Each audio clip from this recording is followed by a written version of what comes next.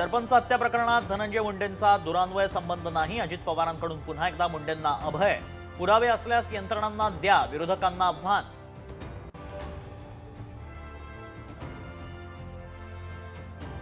Valmik कराडची property 1000 कोटींच्या पुढे असेल, सुरेश धस यांचा दावा। पुण्यातील मालमत्तांचाही उल्लेख, तर ईडी गप्प का, सोळेंचा सवाल।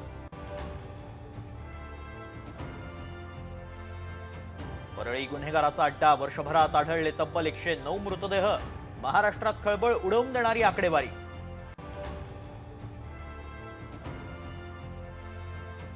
राष्ट्रवादीच्या प्रदेशाध्यक्षासह फ्रंटलचे पदाधिकारी बदला।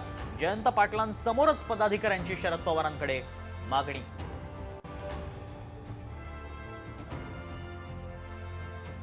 फातिमा शेख काल्पनिक पात्र, माहिती प्रसारण खात्याच्या दिलीप मंडल यांचा दावा। फुलेंच्या चरित्रात शेख यांचा उल्लेख नसल्याचं स्पष्ट।